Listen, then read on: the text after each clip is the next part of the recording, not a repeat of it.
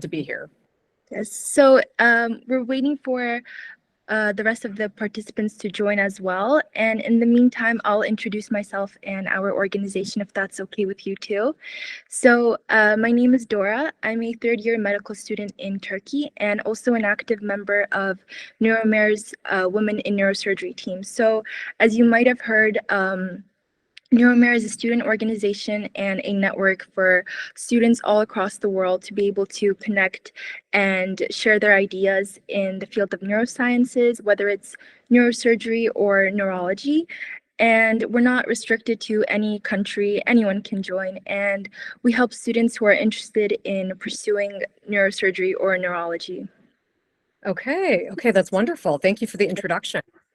So I think most of the attendees have joined and the rest can join the meeting as we talk. So Great. let's get started if that's all right with you too. Absolutely. Yes. So for the people who have joined, I'll give a brief recap on who Dr. Dewan is and a bit about her biography. And please, Dr. Dewan, feel free to add anything or correct me. Please feel free to do so. So Dr. Sheri Dewan is a board-certified neurosurgeon at Northwestern Medicine in Chicago. She's one of the few women neurosurgeons in the U.S. trained at Brown and Northwestern universities. She's involved in Women in Neurosurgery, Congress of Neurological Surgeons, and the American Association of Neurological Surgeons. Dr. Dewan does charity surgery and works in India and studies business in Oxford. And in May of this year, Dr. Dewan published a book called Cutting a Path, which is an inspiring book that is a memoir of how she overcame numerous challenges and obstacles as a neurosurgeon and as a woman in order to reach her dream. And that's a very brief recap of Dr. Dewan's very inspiring biography, which I somewhat recapped. And feel free to add anything or correct me. Please let me know. No, Dora, that was great. Very accurate. It's, a nice summary of everything. I'm happy to share my insights as a woman in neurosurgery. I'm happy to share my insights, globally. And, I'm excited to speak with all of you and kind of understand where you guys are at your, career journeys and, what questions you have for me. That's very wonderful. So what we really wanted to ask was, what made you decide on writing this book? So, when I was a resident, I was at Brown and I was the third woman neurosurgeon resident accepted there, but there hadn't been one there for 13 years. So when I came into the program, I worked with all men and they were all, wonderful to work with and great and collegial. But, things were happening to me personally as a female in the field that were different for them. And, one of the things that happened was I decided to have my daughter actually when I was a resident, which isn't a very popular thing to do because, especially in surgical specialties, you're not really told to have children, you're told to not have children specifically. So, but I wanted to be a mom. And so it was something that was really important to me. So I started to have a lot of experiences, being pregnant, being a mother. One of the reasons I decided to write it was because there was this one time where I was taking out a brain tumor and I was a fifth-year resident and I had my daughter and my daughter was, I believe at the time I was 4 months with her and I was resecting the brain tumor and doing a great job. And all of a sudden I had to puke, right? Because I had morning sickness. And, it was kind of like that scenario where I was like, oh my God, I'm going to be sick, but I'm trying to take care of this patient. And my boss is next to me. The chairman was next to me. And it was this whole scenario that happened to me. And in my mind, I overcame it. I was like, I just focused on the surgery, focused on the patient, kind of got through it.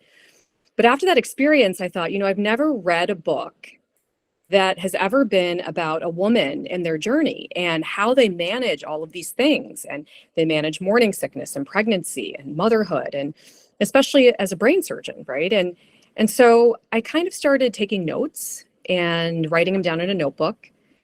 And, every story that would happen to me, everything really unusual or everything really inspiring, or, maybe there was a patient whose life I saved or I was helpful in saving. I wanted to document all of it because I felt like, the human memory is very short, right? We don't remember a lot of things sometimes. And so at the end of my residency, I had all these notes. And it sat there for a couple years. It was a kind of a 10-year journey to write the book. And it sat there for several years. And then when I was in practice, my 5th year of practice, I've been in practice now 11 years, I decided that I was going to really write the book. And I wanted to share the story, and I wanted to talk about my mom because my mom had a brain aneurysm rupture when I was in my 20s. And so I started voice memoing myself, all of the stories. And then I hired a transcriptionist who actually wrote them out onto a Word document. And then I actually started compiling the book. So, it came from inspirational stories and inspiring people. That's really how it started, and I will say it's a 10-year journey to write the book. It's not something you think about and you do in a year even, but I'm glad I stuck with it. And there were a lot of times where, it sat on my computer for 2 years and nothing happened. But I just felt like the world really needed it. And so it was the reason that I got it out. Yes, it's very amazing considering you were able to manage both motherhood and being a neurosurgeon at the same time. And reading this, I'm pretty sure it inspired a lot of young medical students who also want to pursue a career in neurosurgery as well. And as we read the book in recounting your growth and journey in neurosurgery, you emphasized how discipline and determination can pave the way for personal growth and success. So what are some key points you want your readers to get from Cutting a Path, and how these points can have an impact on other people's personal growth and achievements? Well, we're going to encounter obstacles in our path, and it's going to happen in many forms, whether it's personal, whether it's professional. Some of the obstacles that I had in my path were, my gender, my ethnicity. And those are things that, many of us are going to face. And, I think always having the confidence in yourself, knowing what you're capable of is very important, especially as you're young and you're heading into your, 20s, 30s, 40s, and even afterwards. And I think that knowing yourself, having the confidence in yourself, having people that support you, and using those people as guideposts, is very important too. I had people around me. I had my husband, my sister, my parents. And if there was ever a time where I wasn't sure about something, or, I didn't know, am I making the right decision? Is this the right choice? I would rely on them as kind of my board of directors, if you will, to really help me, understand if they felt I was making the right choice too. But the ultimate person that matters the most is really you. I mean, it's your decision and it's your life and your path. And so, even if you have people in your way, if you have your eyes on what you seek and the prize, then, you're going to get there. And I think that's really my key message in the book.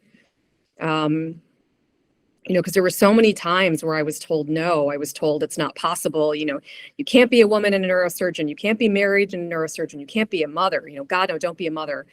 And, it's interesting. If I had listened to all of that advice, I never would have achieved anything really. And I would have been very probably resentful because I would have never gone for my moonshot. Right. And, so I think that's really why I wanted to share the story, is because there are a lot of people who, medical students, residents, who are told, things aren't possible. And that's not necessarily true. I mean, I think anything's possible if you put your mind to it.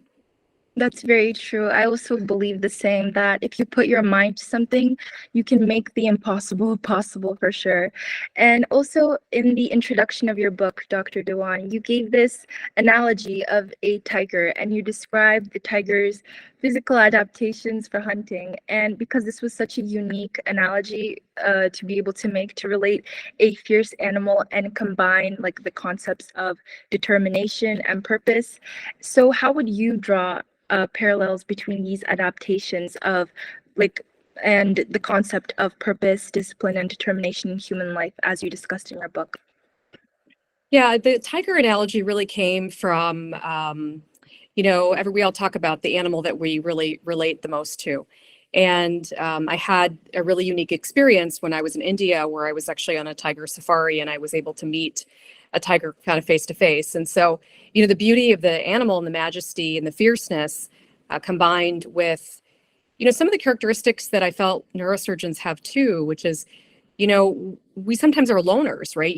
We are very much alone, and the tiger is a lone kind of animal. And, in surgery, sometimes you feel like you're alone because it's 2 o'clock in the morning and you're the only one there doing the operation, but I mean, the point is you always have your pack, right? You have your people. And, even though you may be kind of a lone creature, but the tiger also isn't the loudest, right? I mean, the tiger kind of sits back, the tiger watches, observes, and then the moment where they need to kind of attack, they do, right? And that's very similar to a surgical mentality. Also, it's like an athlete.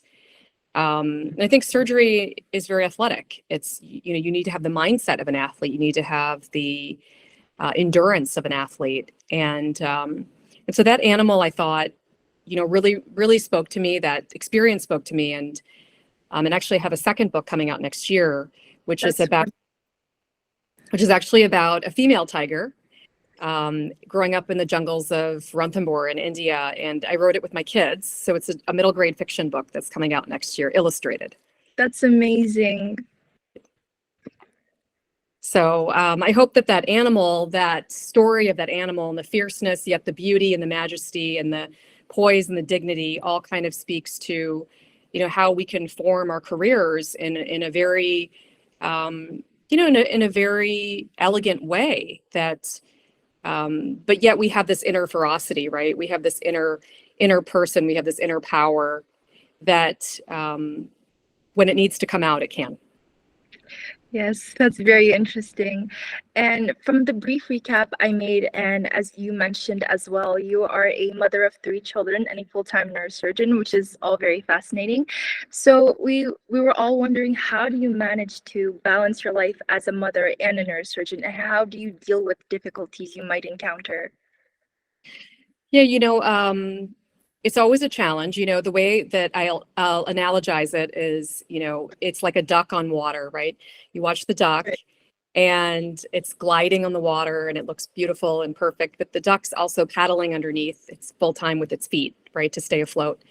So that's kind of my analogy for motherhood and neurosurgery, or motherhood and being in the working world in general, and I think, I try to be very organized. So I try to have my kids' schedules, in my planner, in my phone. I know where everybody is at every time. I rely on support. I have a wonderful supportive family. I have, mothers, friends in the community that, if I call to do something or help, they'll be there. So I think it's a village that you create around you. And that's actually how I think you tackle motherhood and surgery. And, I think finding the community and finding the people who you can rely on is very important. And, when you're a student, it's one thing, but when you're a parent, it's another. And so I think that trend really has continued throughout my life. And, and I hope for many of you who aspire to, to go into this field, whether it's neurosurgical, neurology, any neuro, I think finding those people and having those conversations and being open to friendships, I think is really important. Yes, that's very true. And just like you just mentioned, and in many chapters of your book, you also mentioned how important it is to have a support system. You mentioned Dr. Johnson and your mother, who have all supported you throughout your journey. And as we know, some people still think of the field of neurosurgery and criticize women for being in the field of neurosurgery because of it being a male-dominated field. But of course, nowadays, it's changed a bit, but still in most developing countries, it's considered a male-dominated field. And of course, as a woman, you face numerous challenges and obstacles. And the question most of the viewers wanted to know was, how did your support system impact your life and motivate you throughout your journey? I think the support system is, there were definitely times where, one time I wrote about very specifically, which I was a 6th-year resident and, I almost quit. And, there's definitely times where, you're going to be challenged in a lot of different ways. And, I had those people to call. I had my parents to call. I could talk to my husband, my sister, the people that I called, I connected with, to tell them, hey, I had a really bad day, and this is how I'm feeling. And, I'm struggling, and and I think it's important for everybody to have that, whether it's your personal life, your professional life. Um, those people to call who will pick up the phone at 2 or 3 o'clock in the morning, when, and they'll sit down with you and they'll run through the whole scenario and give you their opinion. And so I think I've, relied on my support network many, many times in my life, whether it's professionally, whether it's personally.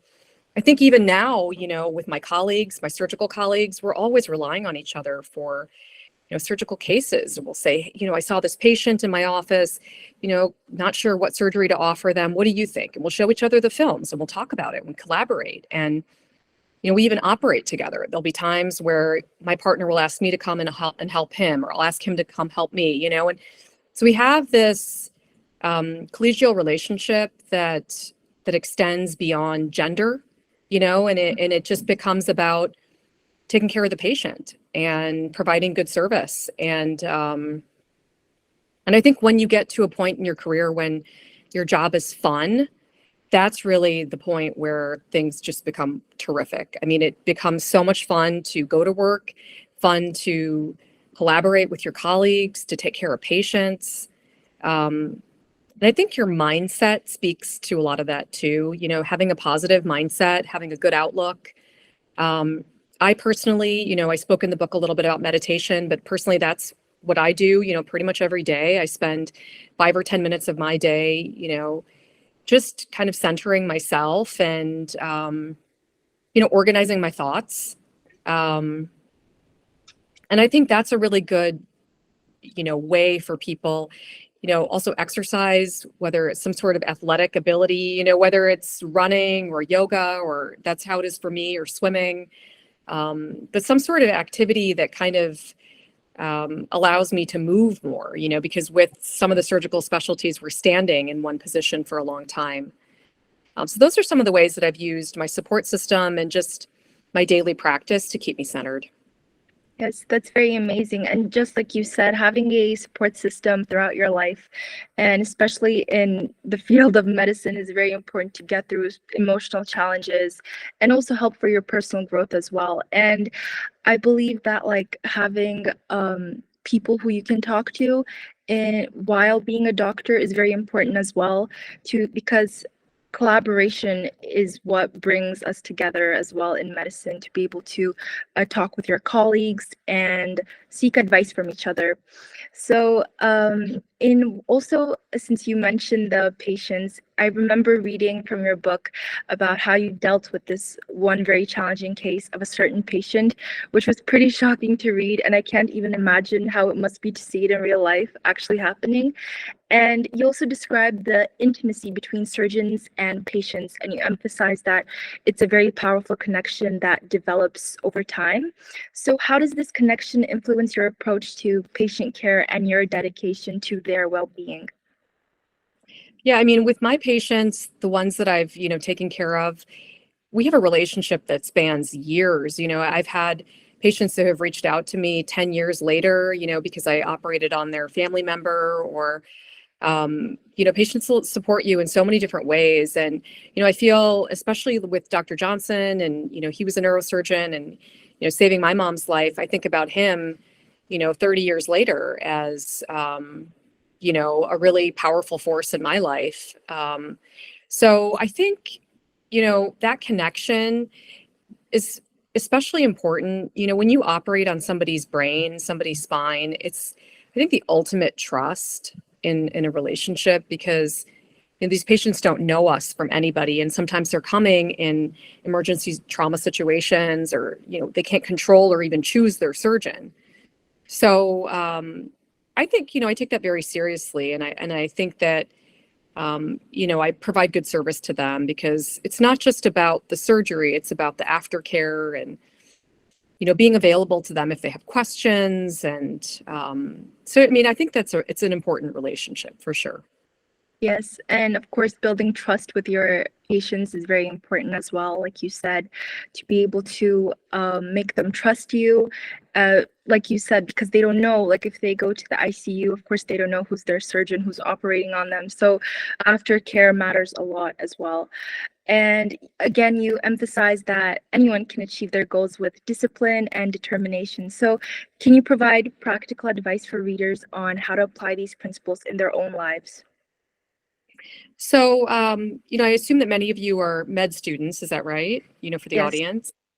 I think for med students that are interested in the neurosciences, neurology, neurosurgery, one of the biggest pieces of advice I'd give you is be involved with it.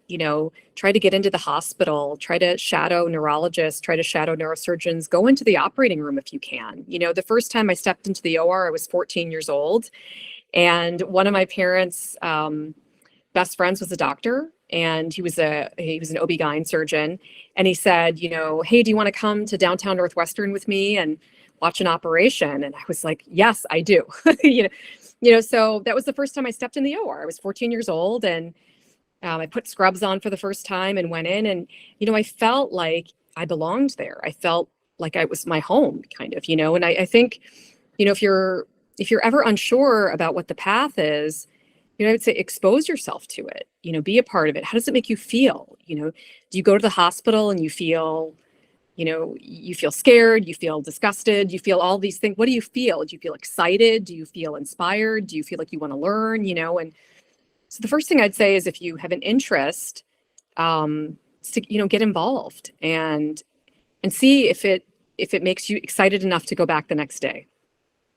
Right, that's really good advice. And lastly, Dr. Dewan, another question that we wanted to know was, how do you motivate yourself before surgeries, pre-operation? Are there any rituals or maybe habits that you have that you do to prepare yourself before the surgery? Yeah, I think it depends on the type of operation sometimes. Sometimes it's very routine. And so, after being in practice for, over 10 years, it just kind of becomes, mechanistic, if you will. But the big surgeries, the ones where there's a lot at stake, I like to kind of spend some time in my office for about 10 or 15 minutes before I go in the room and do some meditation, relax, kind of center myself and go through all the steps of the surgery so that when I go into the operating room and there's, 6 people there and everyone's asking me questions, and I want to have like a very calm mindset. So the way that I develop calm is I prepare. And, and everyone's a little bit different. I have some partners that don't prepare and they just get in and they do what they need to do. And that's fine. But I think everybody should have some sort of a ritual that they practice, whether it's, studying before a test or, it's a calming mechanism that you give yourself. And for me, it's always try to be as prepared as possible. Because in neurosurgery, we always say, expect the unexpected. You plan for the best, but you're going to have a hiccup every now and again, and you're going to have to figure it out when it happens. That's very true. And of course, like you said, you don't have much time. So if the audience also has anything to add or ask about Dr. Dewan's book or like regarding neurosurgery and our life journey, please feel free to do so if that's okay with you as well, Dr. Dewan. Absolutely. Absolutely. I'd love to hear your questions. If the audience has any questions, please feel free to ask.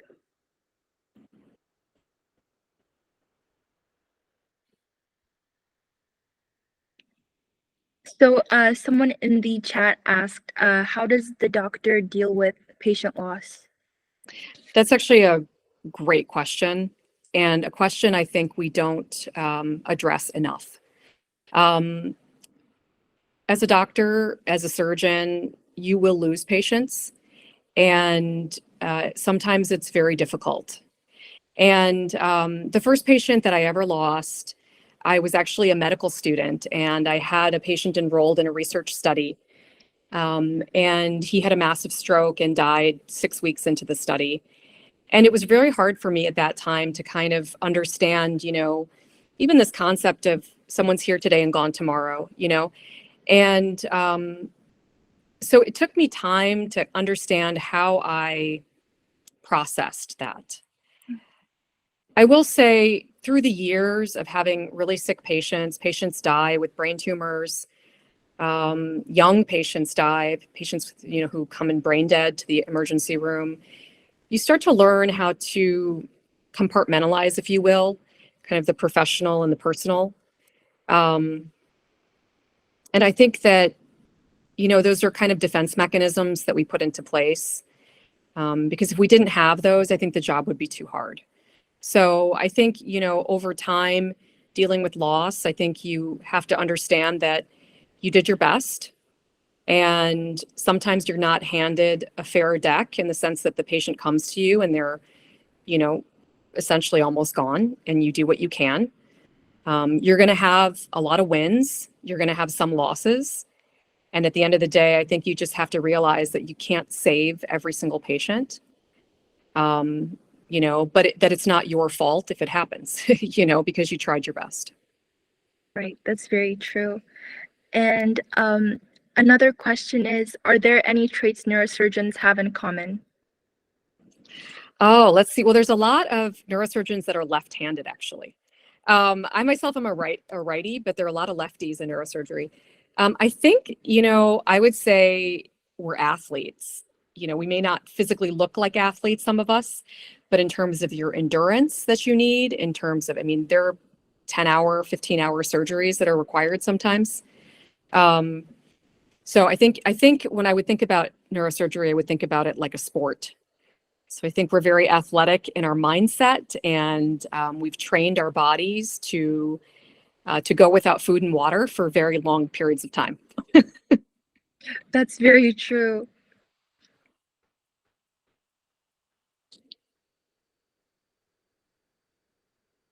And if there are any other questions? Oh, someone asked, how do you prioritize your family? Do you have practical rules? Prioritizing family, I really try to, think about myself as, a doctor, a mother, a wife. I think about myself kind of in 3 different roles. And I try to check in with all of those roles and say, okay, am I doing a good job as a doctor? Am I taking care of my patients? Am I doing a good job as a mother? Am I involved with my kids? Do I know, what they're up to? Have I checked in with my kids, my husband, my spouse, So I think my rules are really that I have to be able to juggle all of these hats, and I have to do it well, and if I feel like one of them is slacking or one of them is falling behind, I have to refocus on that a little bit more so that, everything is 100%. Right. And I think we'll be able to reply to 2 more questions. So someone asked, have you ever doubted yourself throughout your journey? Oh, many times, many, many times. I have conviction in myself. I have confidence in myself, but there are going to be times where you're going to say, am I really cut out for this? Is this really the path for me? Is this too hard, too long? Is it too difficult? But I think at the end of the day, if you have a goal that you want to be something, you want to be somewhere. And if you know deep in your heart that you belong somewhere, I don't think that could ever be questioned. So, yes, I've doubted myself, but, I've kind of pushed past the doubt by knowing that, I had a goal in mind and that I wanted to reach.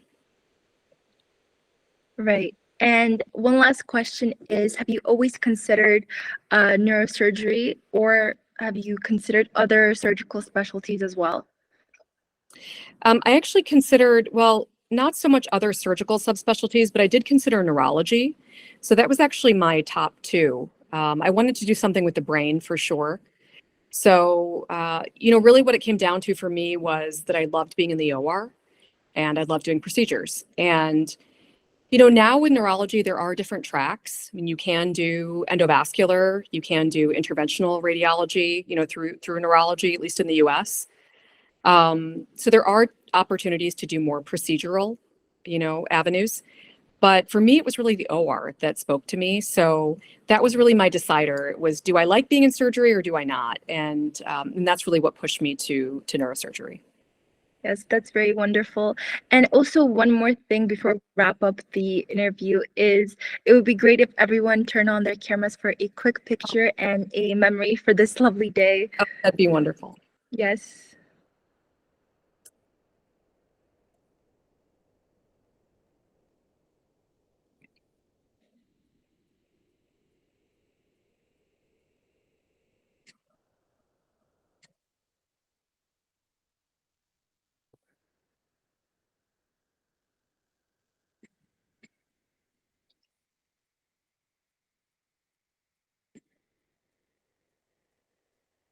So nice to see all of your faces. I love it.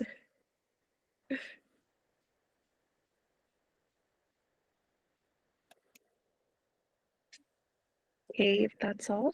Thank you so, so much again for having us, Dr. Dewan, for your precious time. We're so honored to have you join us today, and we appreciate it so much. Thank you very much. Oh, thank you guys so much for having me. It was a pleasure to talk with all of you, and It was I a hope I've pleasure. inspired. I hope I've inspired some of you to, pursue whatever goal it is that you're pursuing. It doesn't have to be brain surgery, but whatever it is, I hope that my story has helped some of you, overcome some of those obstacles you have in your own lives to take the big steps. So wonderful to be here. Thank you so much again. Have an amazing day. Thank you. You guys take care.